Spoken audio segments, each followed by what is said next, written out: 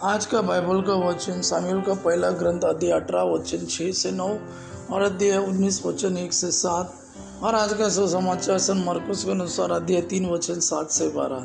शामूएल का पहला ग्रंथ अध्याय 18 वचन 6 से 9 और अध्याय 19 वचन 1 से 7। जब दाऊद फिलिस्ती को मारने के बाद लौटा तो स्त्रियां इज़राइल के सब नगरों से निकलकर नाचते गाते डफली और झांस बजाते और जयकार करते हुए राजा साउल की अगवानी करने गई।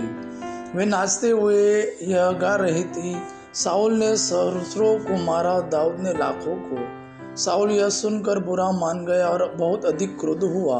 उसने अपने से कहा, उन्होंने दाऊद को लाखों दिया और मुझे केवल सहस्रों को।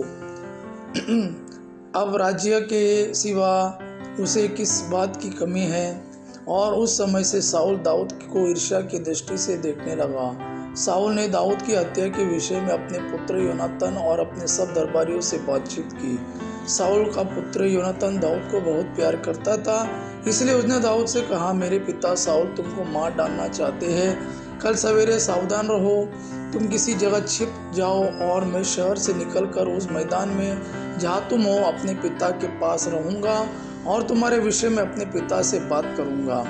जो कुछ मालूम होगा तुम्हें बता दूंगा। योनातान ने दाऊद का पक्ष लेकर अपने पिता से यह कहा, राजा अपने सेवक दाऊद के साथ अन्याय न करे, क्योंकि उसने आपके विरुद्ध कोई पाप नहीं किया। उल्टे उसने जो कुछ किया उससे आपको बड़ा लाभ हुआ। उसने अपनी जान हथेली पर रखकर उस फिलिस्ती को मारा और इस प्रकार प्रभु ने सारे इज़राइल को महान विजय दिलाई। आपने यह देखा और आनंद मनाया।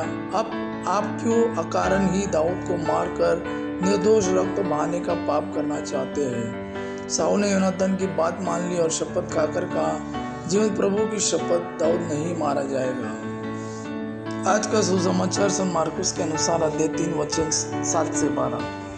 यीशु अपने शिष्यों के साथ समुद्र के तट गए। गलीलिया का एक विशाल जनसमूह उनके पीछे पीछे हो लिया। यहूदिया, यरूशलेम, इदोमिया, यरदन के उस पार और तीरुस तथा सीदोन के आसपास से भी बहुत से लोग उनके पास इकट्ठा हो गए, क्योंकि उन्होंने उनके कार्यों की चर्चा सुनी थी। भीड़ के दबाव से बचने के लिए यीशु ने अपने शिष्यों से कहा कि वे नाव तैयार रखें, क्योंकि उन्होंने बहुत से लोगों को चंगा किया था और रोगी उनका स्पर्श करने के लिए उन पर गिर पड़ते थे। अशुद्ध आत्मा यीशु को देखते ही दंडवत करते और चिल्लाते थे, आप ईश्वर के पुत्र हैं। किंतु वह उन्हें यह चेतावनी देते थे कि तुम मुझे व्यक्त मत करो। यह प्रभु का वाणी है। प्रभु को धन्यवाद। आबा पिता की महिमा और पुत्र यीशु का प्रेम आप पर सदा सर्वदा बना रहे। आमीन।